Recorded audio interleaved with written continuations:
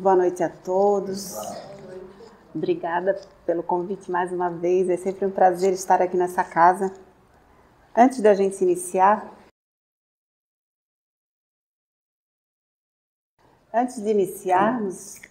vamos lembrar que aqueles que chegam até a casa espírita, aqueles que estão aflitos, aqueles que estão com algum problema de qualquer ordem, tenham a certeza de que estão sendo atendidos na hora que passaram pela porta. A gente precisa querer, né? E a espiritualidade está disposta para atender. Essa noite nós vamos tratar a caridade para os criminosos, do capítulo 11, amar ao próximo como a si mesmo, uma passagem do Evangelho.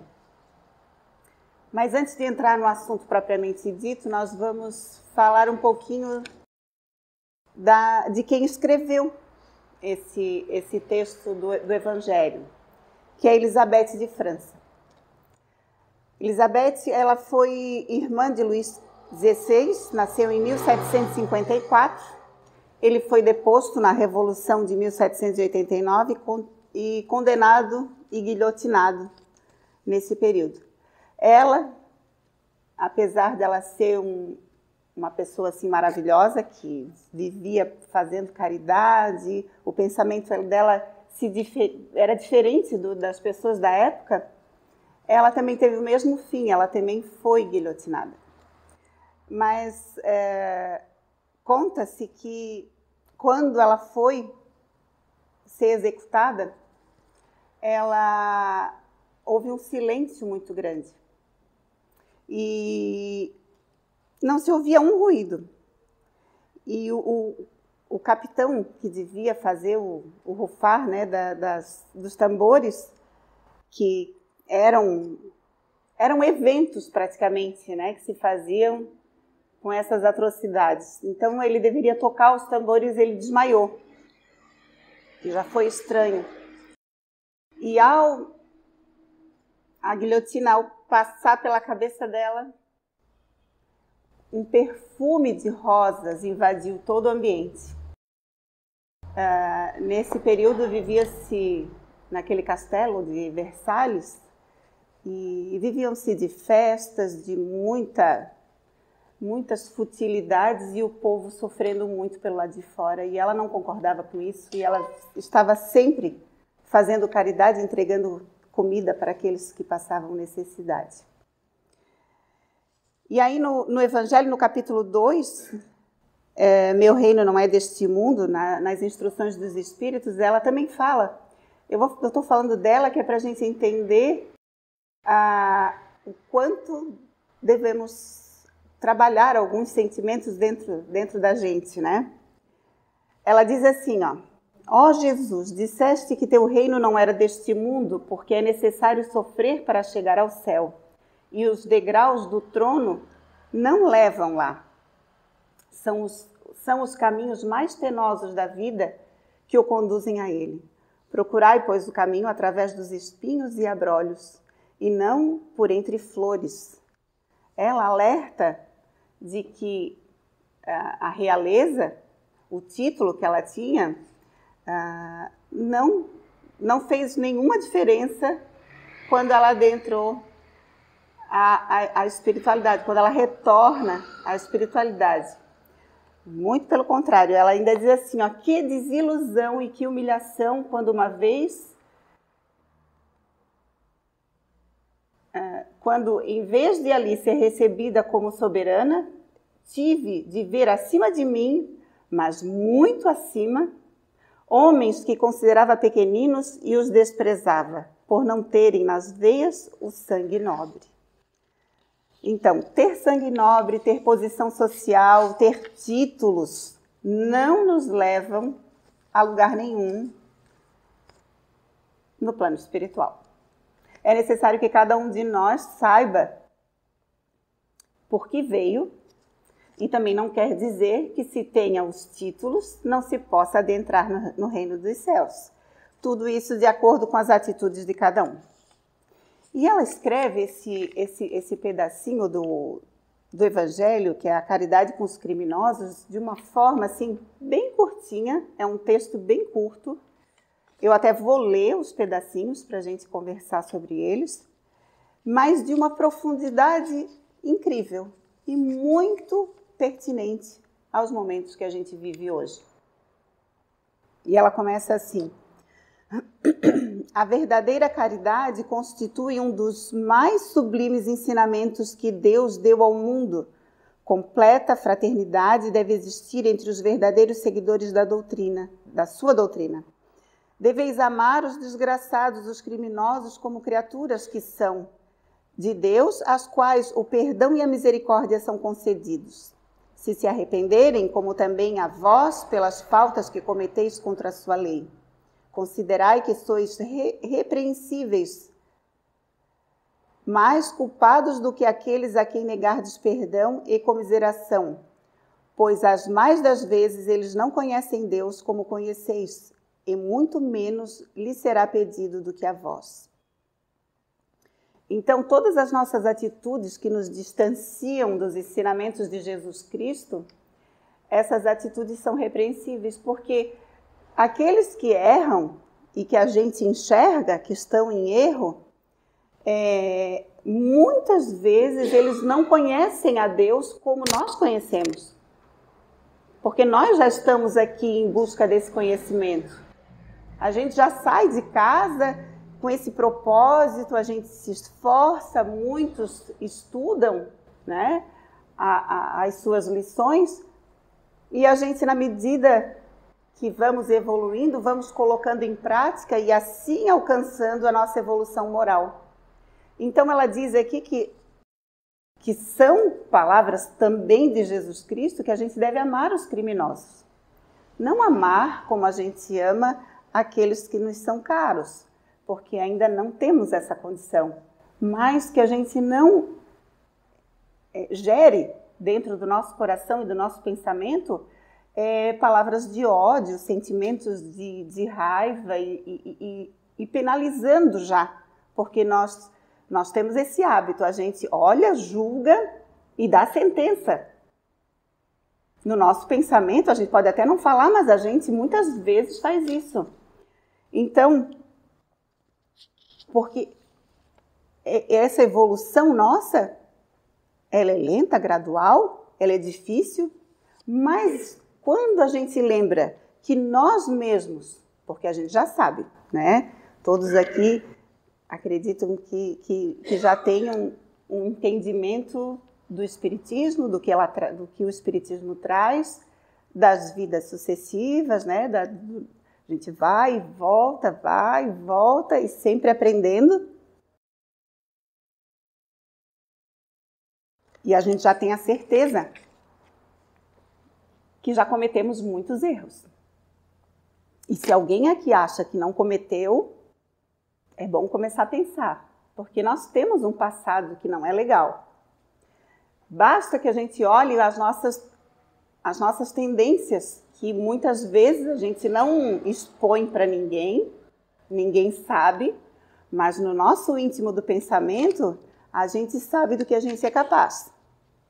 A gente sabe aquilo que não deve fazer, mas que ainda tem vontade de fazer. Porque é uma luta constante, né? É uma luta constante a gente lutar contra esses pensamentos, nossa, eu tenho vontade de explodir, de brigar, mas a gente se contém, a gente tem verdadeiras implosões, né? Porque por dentro a gente luta para que a nossa atitude seja boa. Então, como que a gente pode apontar o erro do outro? Nas passagens de Jesus, ele deixa sempre esse exemplo.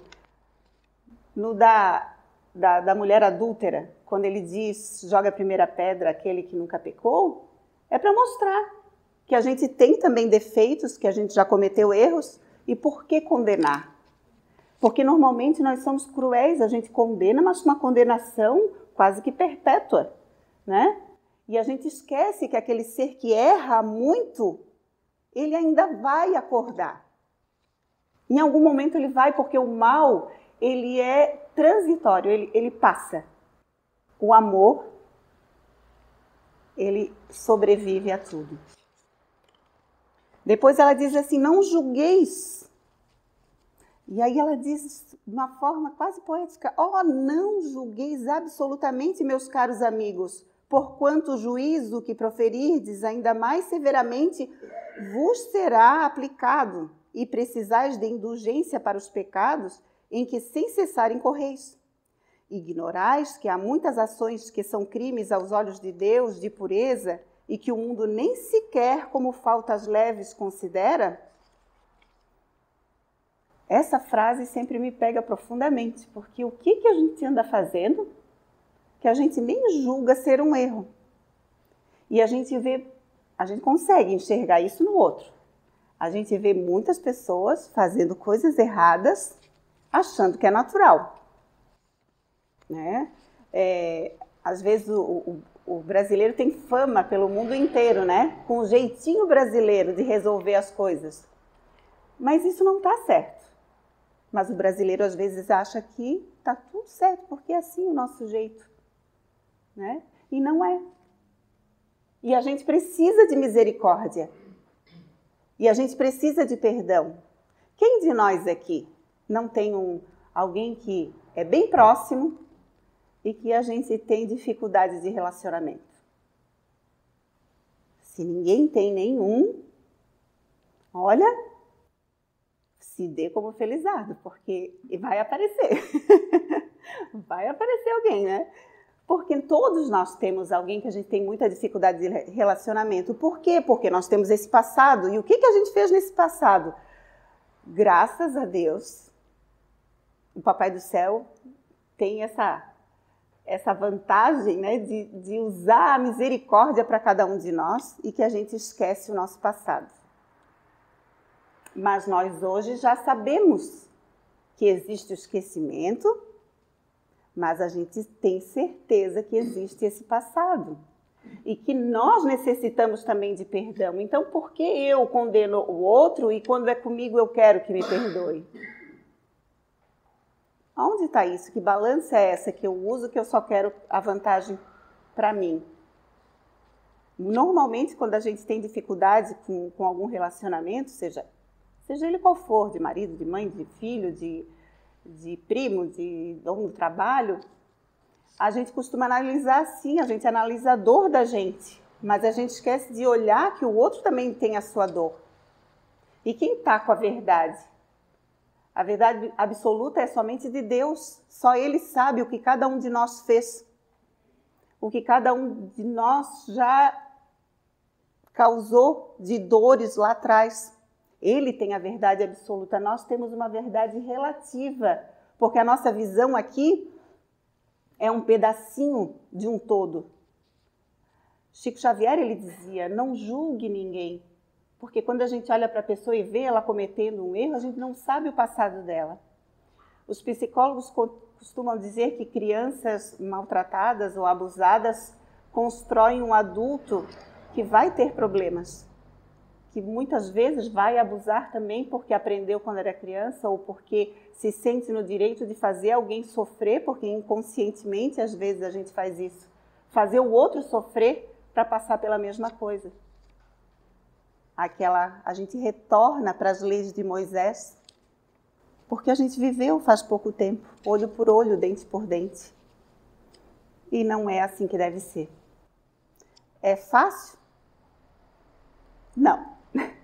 Mas é necessário que a gente fale muitas vezes para que isso seja internalizado e que em algum momento a gente consiga colocar isso para fora e agir, né, da forma mais adequada.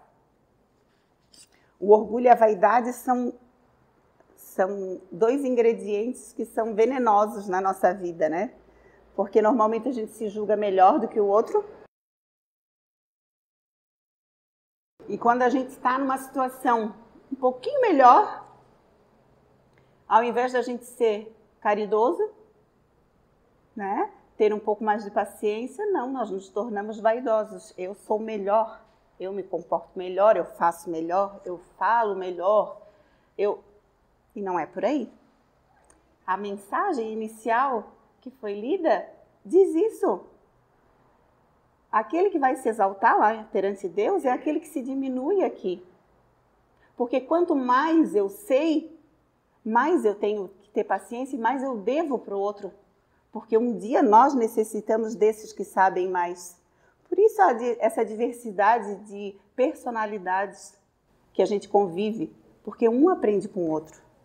Uns mais instruídos em termos de conhecimento. Aí outros com aptidões do amor mais desenvolvidas do que o outro.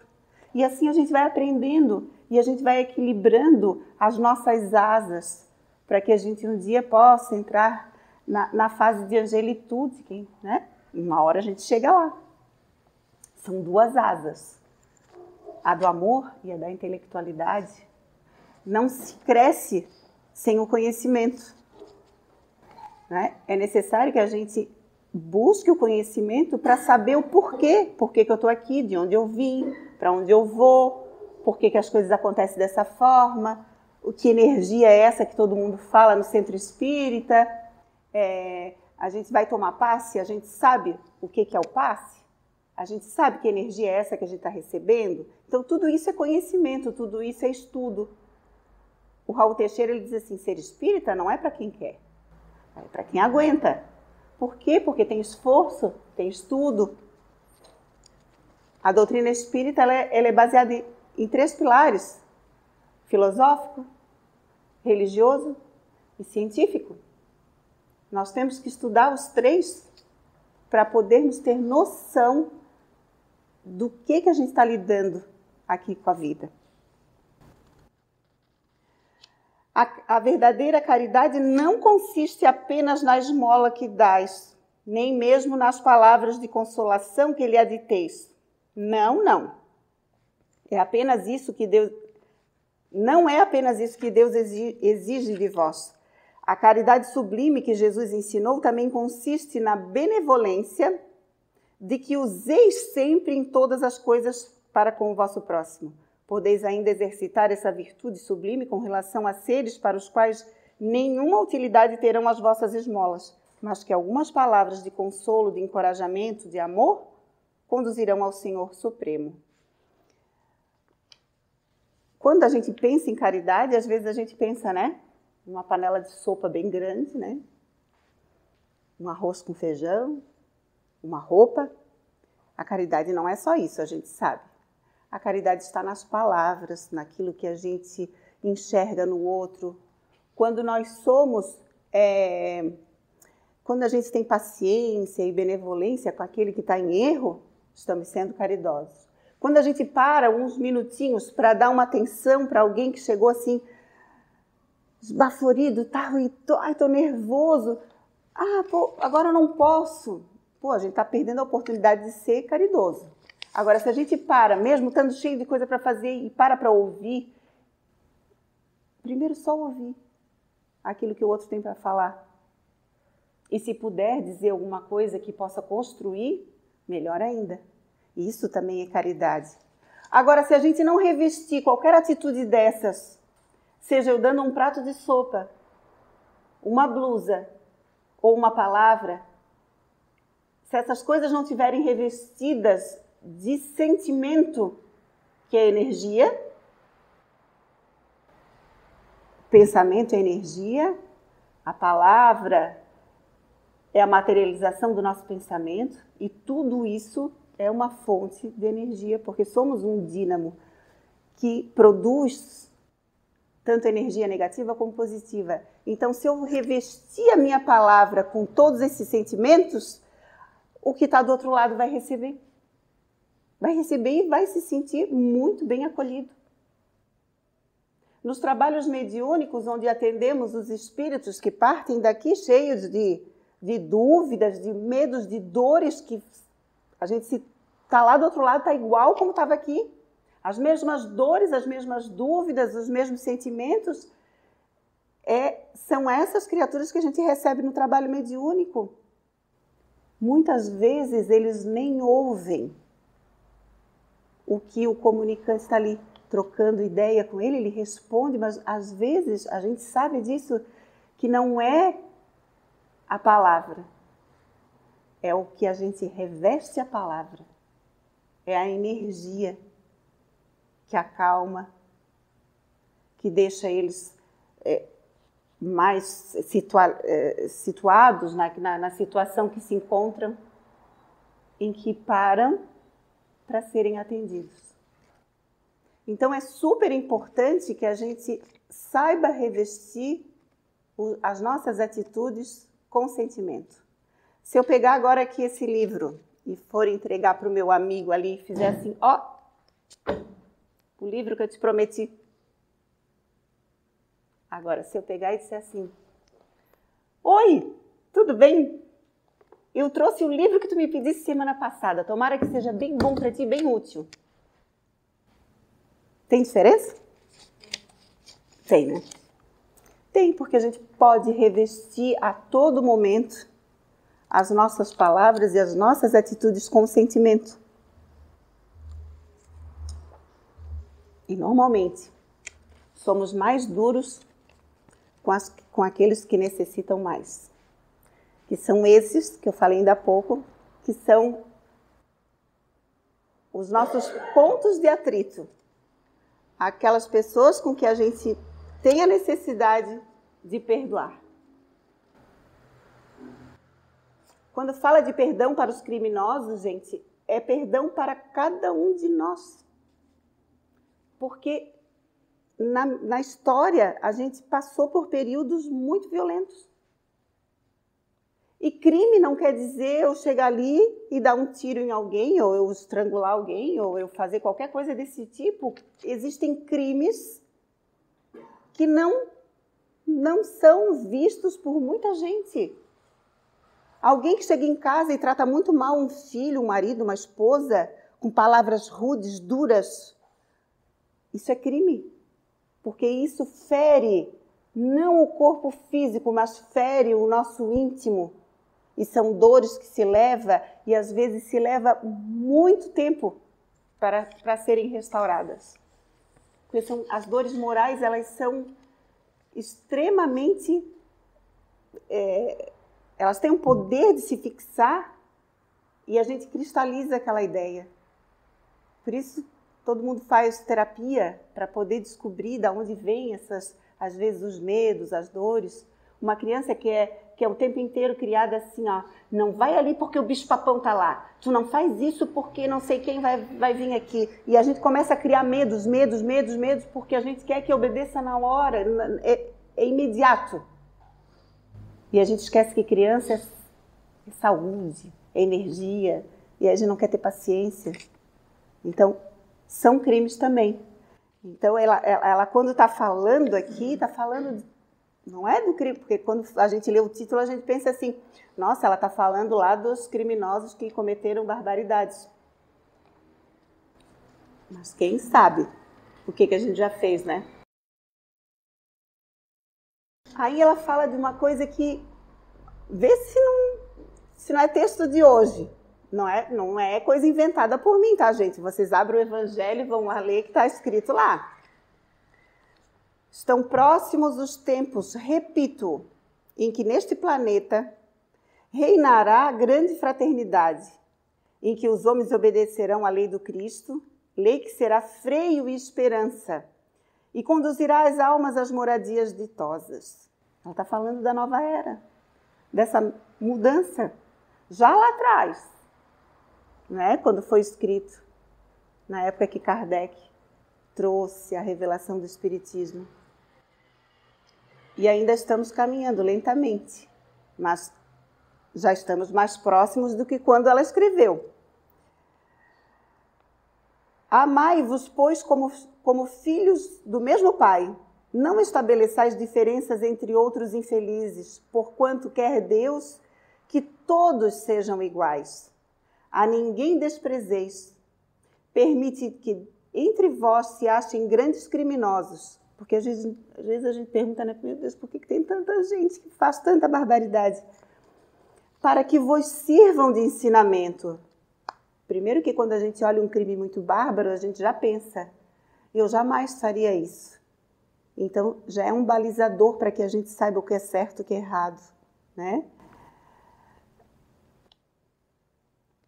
Em breve, quando os homens se encontrarem submetidos às verdadeiras leis de Deus, já não haverá necessidade desses ensinos. Todos os espíritos impuros e revoltados serão relegados para mundos inferiores, de acordo com as suas inclinações. É isso que a gente tem ouvido. Então, temos que ter paciência com eles, por enquanto estão aqui, mas estão na sua provável última oportunidade de acordarem. Ah, mas essa pessoa já não vai acordar. Imagina. As coisas acontecem como essas mudanças bruscas. É igual um interruptor. De repente, vai lá e acende vira aquele interruptor e o pensamento se modifica. Passa a ser uma pessoa perfeita. Muito tempo de trabalho, muito tempo de luta, muito tempo de ação no bem para poder alcançar um degrauzinho a mais. Mas aquele momento acontece. Então temos que ter paciência. É fácil? Não é fácil, mas é possível. É possível. Né? Jesus Cristo, quando esteve na Terra, ele elegeu homens simples que tinham pouco conhecimento, que traíram ele na hora mais importante.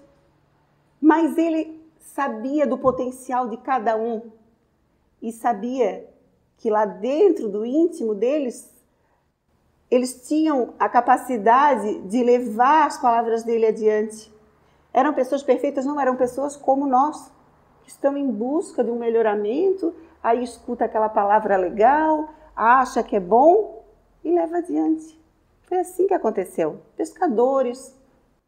Óbvio que eles eram aquelas criaturas que já estavam acordadas para esse tipo de sentimento, para abraçarem uma causa tão nobre e até morrer por ela, porque naquela época era assim.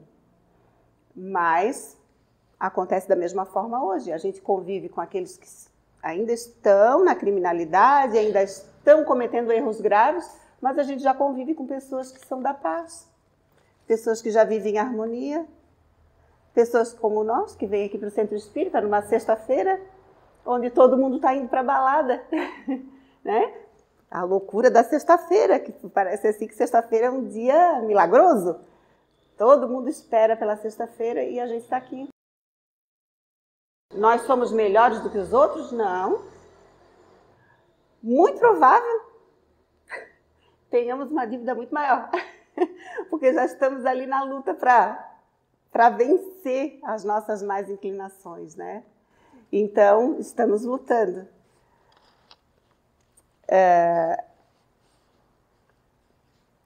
Hoje em dia, não importa essas influências que a gente recebe, porque a gente tem essa influência aqui na matéria, mas a gente tem uma influência pelo lado espiritual. E a gente está vivenciando uma época bem complicada, onde tem uma palavra que virou moda, né? Polarização, a polarização das ideias. Cada um pensa de uma forma e as pessoas querem chegar e impor, elas querem que a pessoa seja igual a ela, pense igual a ela. E não é assim que acontece. Mas existe essa força negativa que anda rondando aqui, que também são espíritos que estão com a chance de se melhorar e que estão influenciando as mentes. Eles estão ligando para o que a gente pensa ou deixa de pensar? Para o que eu gosto ou deixo de gostar? Eles querem que a gente brigue. Que a gente brigue com o nosso irmão, querem que brigue em família, querem que a gente discuta no trabalho. Porque não importa do que tu pensas, de que a gente gosta, se eu gosto de música assim ou de música assada, o importante é que a gente entre em atrito. Aí eles ficam felizes. Por isso o alerta também sobre a influência espiritual, para que a gente possa perdoar também eles, para que a gente fique vibrando no bem. Quando a gente vibra no bem e pensa em coisa boa, a gente não entra nessa vibração, né? Então nós temos que estar atentos. porque estão todos esses aí que estão nessa chance de se modificar, que a gente possa ser um exemplo. Quando vem o pensamento negativo para que a gente discuta com o outro, para que a gente fique mostrando a nossa ideia para o outro, a gente silenciar, porque daí esses irmãozinhos olham e dizem assim, essa pessoa é muito cansativa, ela não, ela não vai adiante, não discute, não briga, não... E aí só tem briga com quem... Se alguém quiser brigar do outro lado, não existe briga de um só. E guerra não existem vencedores. As guerras todos saem perdendo. Então, para que guerrear por coisas que vão passar? Né?